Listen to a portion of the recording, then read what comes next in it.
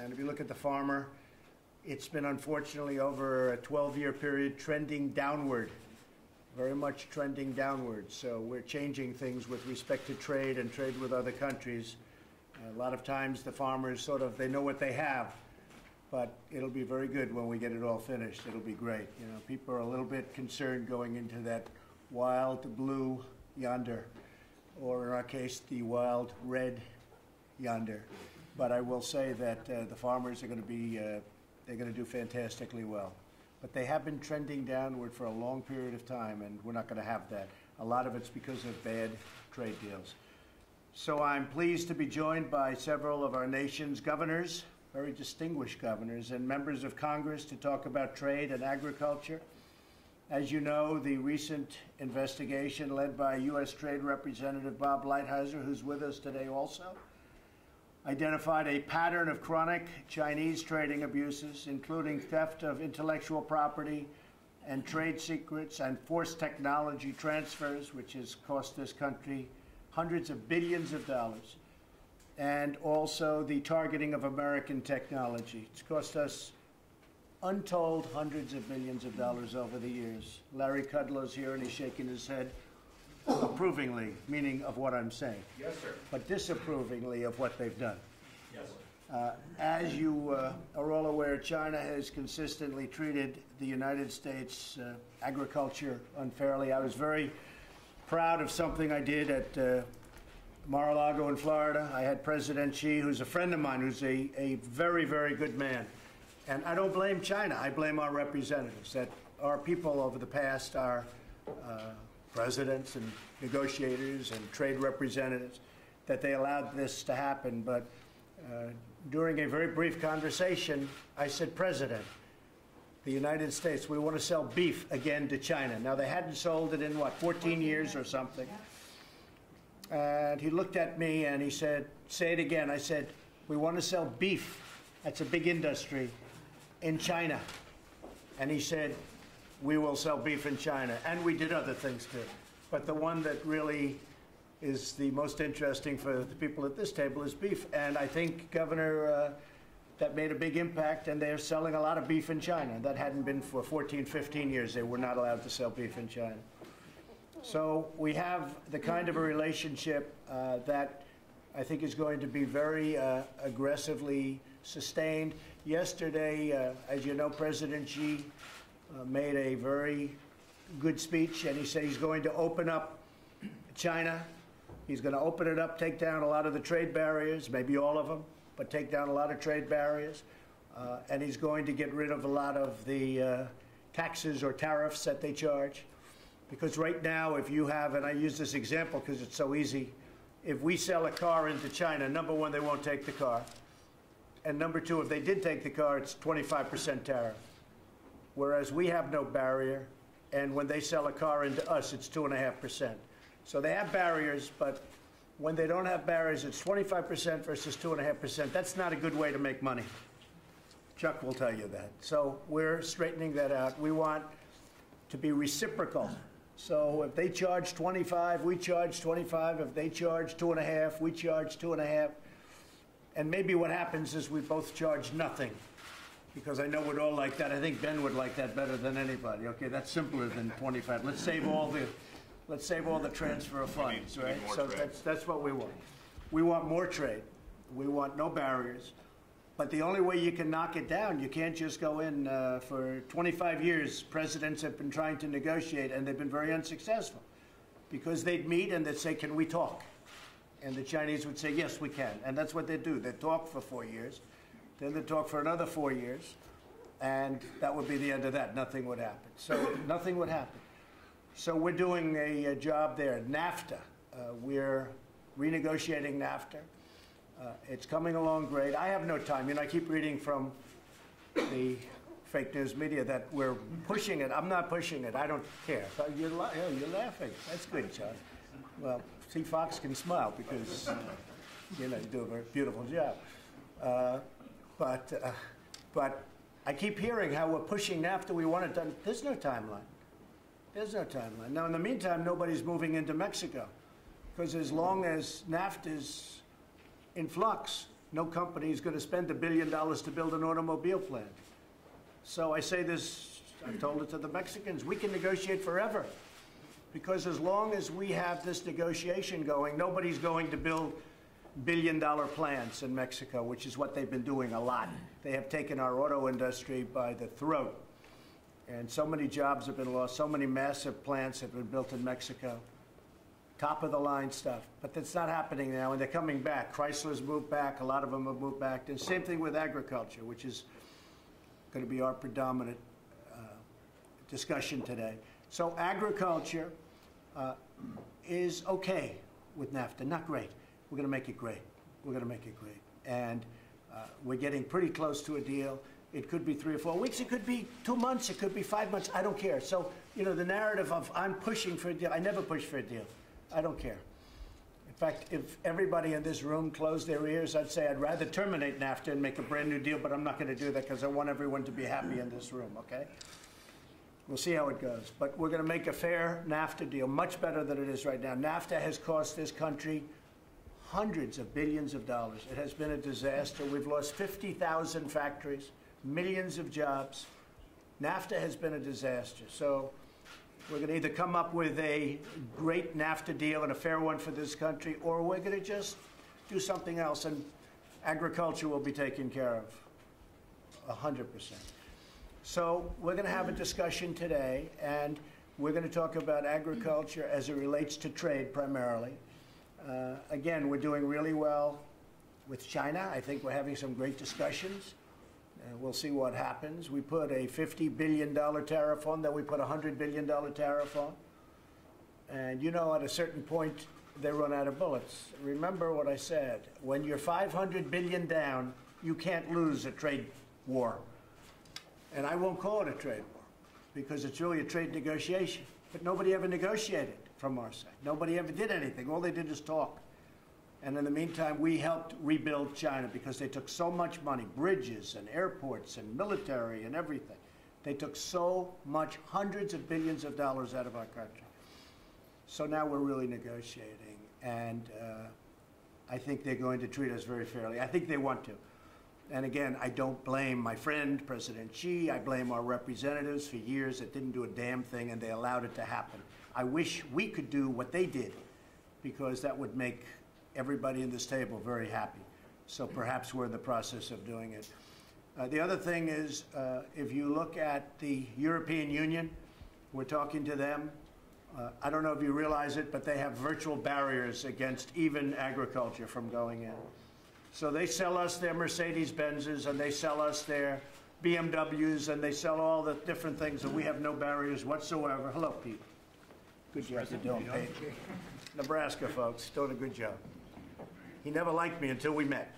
Right?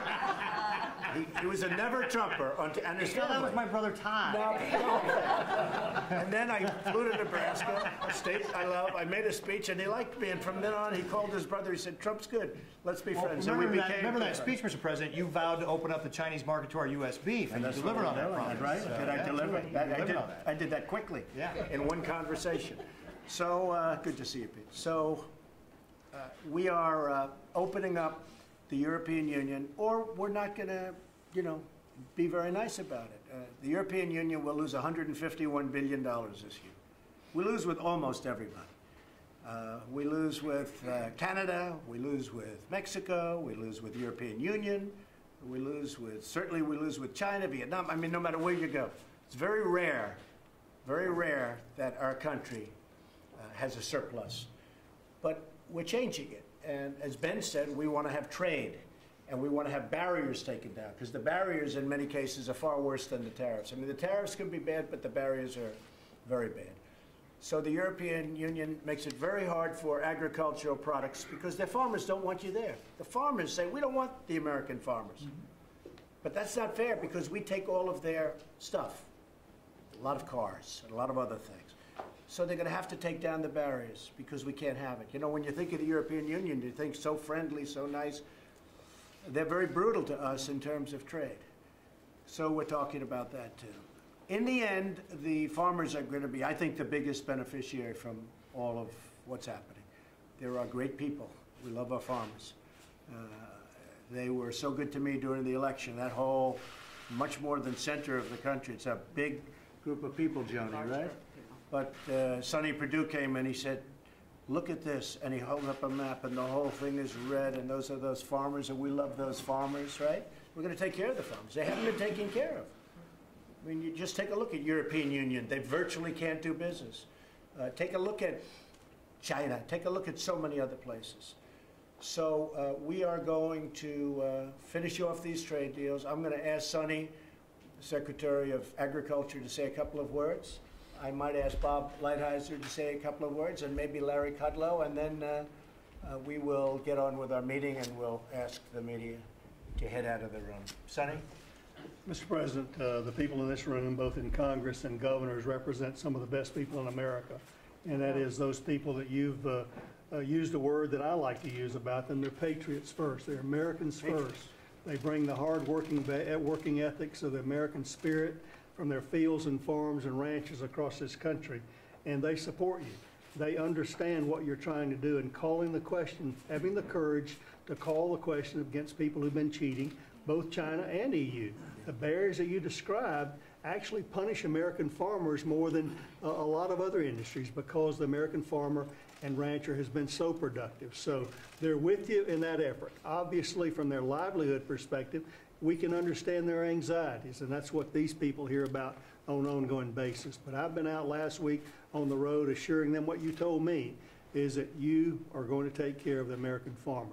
You don't expect them to be the only soldiers in this battle. And first of all, I think your point and what President Xi said over the weekend, I don't think we're in a battle yet. I think we have set the stage for a balanced negotiation that can happen, and that's what all of us are hoping and praying for, that we get a good, sound, fair, balanced negotiation with all of these countries, and we applaud your leadership and courage in calling that question.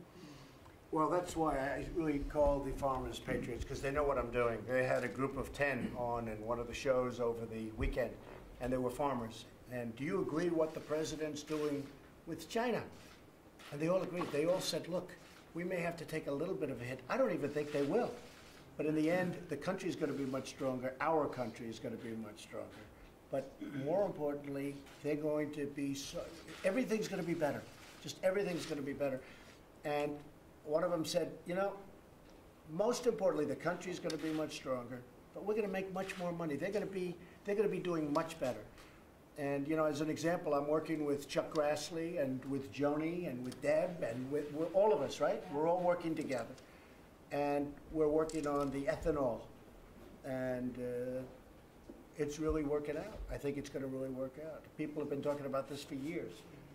And we think we're going to do something, I will say early, and this is no guarantee, but we're going to raise it up to 15%, which makes a lot of people happy. We're going to go to 12 months, which makes a lot of farmers very happy, because we go from 8 months to 12 months. That's a big difference. It was always unnecessary and ridiculous. So we're going to work out something during the transition period, which is not easy, very complicated, because we have to take care of our refineries. We have to take care of a lot of other people. But we're working on transition now, because there'll be a 2-year period of time that we have a little bit of complexity while things are happening, while things are being built. But we're going to be going probably to 15, and we're going to be going to a 12-month period. So I think that's going to be, look at that big smile. Boy, all of a sudden there's a lot of smiles. And you know what? It's going to solve a problem.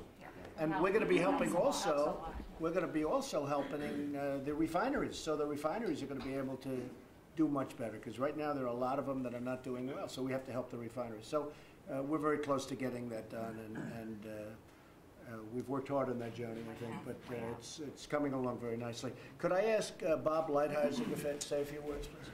Sure, Mr. President. I would say, first of all, I'll get into details about things in the private session, as you asked. Just preliminarily, one, I talk to a lot of people around this room a lot. Everybody, I hope you all realize that I'm available to talk. I know this is in-time information, and consulting is important. And I haven't talked to all of you, but most of you I talk to a fair amount. So I want you to know that I'm welcome to do that. I'm happy to do it. He's working about 23 hours a day, and he sleeps for 1.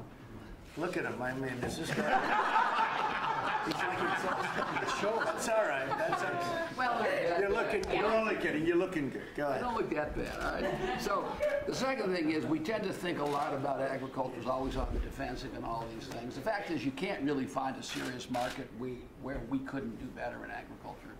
China, of course, we talk about the sales there, but they're a fraction of what they should be, literally a fraction.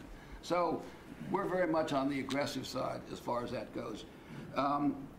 Moving down quickly, of course, we've made enormous progress. People are aware of that. I feel I agree with the president on everything, including we're in no hurry on NAFTA. Having said that, we're making progress on NAFTA. Something that people don't focus on. We have 18 cases at the WTO where we're pursuing the interests of agriculture, area within the trading system, which is a very big part of what we do. And we're starting to get much better results at the World Trade Organization, WTO, because they know we're not playing games anymore. We're going to get the results, or they're not going to be so happy. I mean, it was set up to hurt us. I mean, if you look at it 25 years ago or whatever it was really set up to take advantage of the United States as far as I'm concerned. But we're starting to get much better results, and that would make, I think, a lot of people very happy. Go ahead. I just said the final thing I have, and we'll talk about this privately. The China situation is a serious problem. Everybody realizes something has to be done about it. I'll show you. The numbers are off the charts. It's a real threat to our economy. The president has a plan that you can draw literally back from June of 2016, where we talked specifically about what we would do. He ran on this issue. He has a mandate, and I'll show you every moderate, reasonable, well-studied step we've taken. I'll do this in private, of course. And you can see how we got here in a very moderate, reasonable way. But it's just not an issue that can be further kicked down the road. And we expect to continue to do it that way and to get a good result, Mr. President. Good. Thank you very much, Bob. You really are doing a great job. I appreciate it. But we want to see the end result, because it doesn't matter what happens during the course. It's the end result that counts. While we're talking about China, we are getting along very well. I think we're going to do some great things, but very importantly, they're very much helping us at the border of North Korea, and they're continuing to, and they view it as something they should do. I think it's certainly very beneficial to them. Getting rid of nuclear weapons is very good for them, good for everybody, but they have really been a great help to us at the border of North Korea. And maybe that all plays into what we're doing, because I think it does. I think everything does. But perhaps that's one of the reasons that they are so helpful. They've been really terrific in helping us get to some kind of a settlement. Meetings are being set up right now between myself and Kim Jong-un, who will be, I think it'll be terrific. I think we'll go in with a lot of respect, and we'll see what happens. So we've come a long way, but China's really helped us at the border, and we appreciate it. Okay? Larry Kudlow? Yes, sir. Thank you. Let me just add on. Trump economic policies have designed and succeeding now in promoting economic growth in the U.S.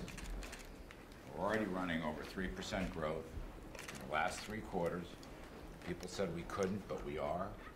There may be a sloppy quarter in there someplace, but the trend is unmistakable. I will say, you know me, I'm a growth guy. Better economic growth helps everyone. Everyone. I don't care what industry, what sector, what state, what region. Growth helps everyone. 155 million Americans are benefiting from growth. New businesses, existing businesses, new investments, existing investments, getting rid of the tax burdens and the regulatory burdens help growth, and it's paramount. In connection with the President's trade initiatives, these are designed to promote growth. We lose sight of that as we get into the various details. I urge you not to think of the worst case in every situation. I just urge you to do that. We've got one of the greatest negotiators on the planet. He's laid out a menu of options. Everything's on the table. He has to do it. He'll do it. But there's also a positive side. As the President said, we've had good signals from China for a change just in the past few days. The President signaled back. These great discussions are going on. The China initiatives with respect to technology and barriers and autos and farming This is all designed at the end of the process. I call it the end of the rainbow, to promote growth. There's a pot of gold there. If you open that pot, there will be better growth and more prosperity for every part of this country and every working person in this country. That's the design. It's not to punish, it's to grow. We never talked about punishment. And I spoke to a lot of House members and Republican sides just earlier this morning, and I said this, I hope I don't violate anything, sir. Stay with us while we go through this difficult process. Stay with us. And at the end, if the worst cases come out, as the President has said, you'll be helped. That's a promise. I echo that promise. But stay with us now. Next few months could be very, very important.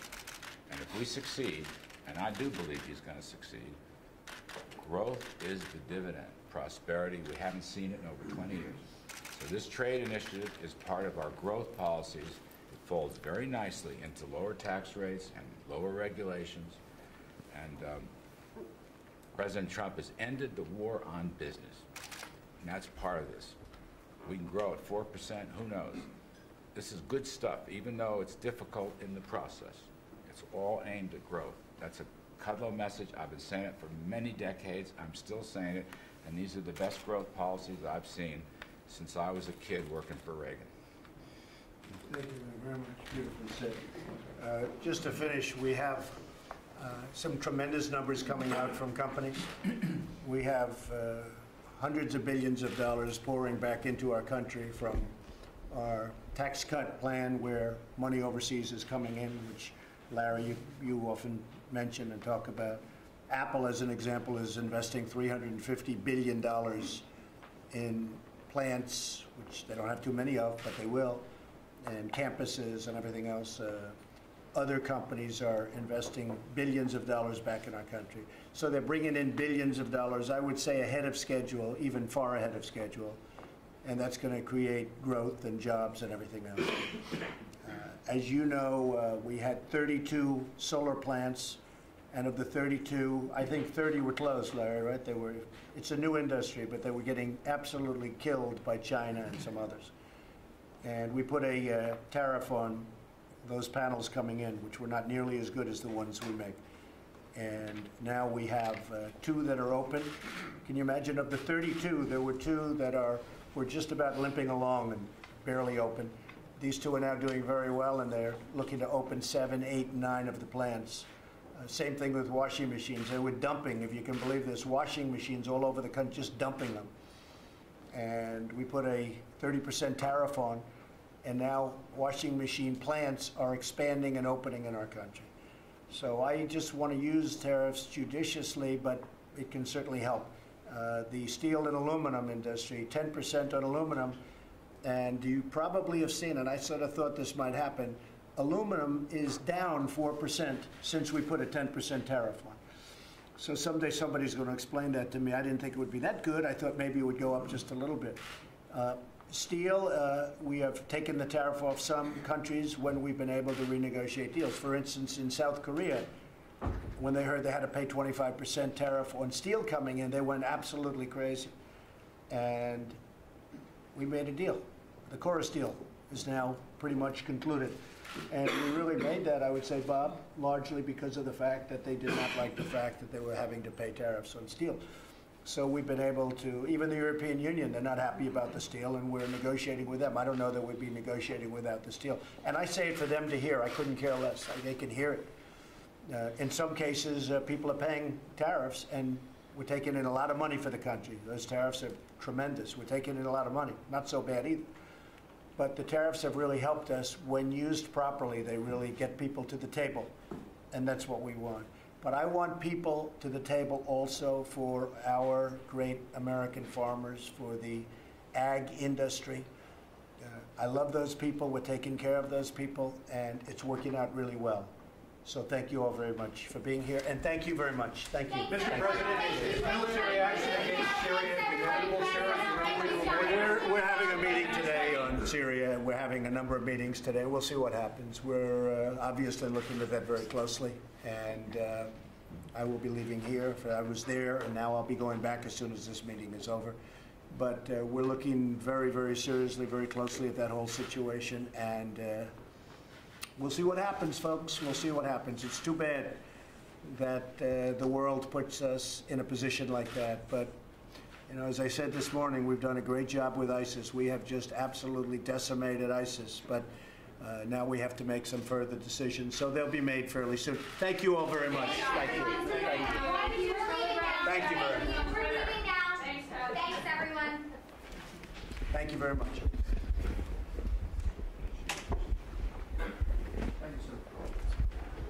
Thank you. Thank you.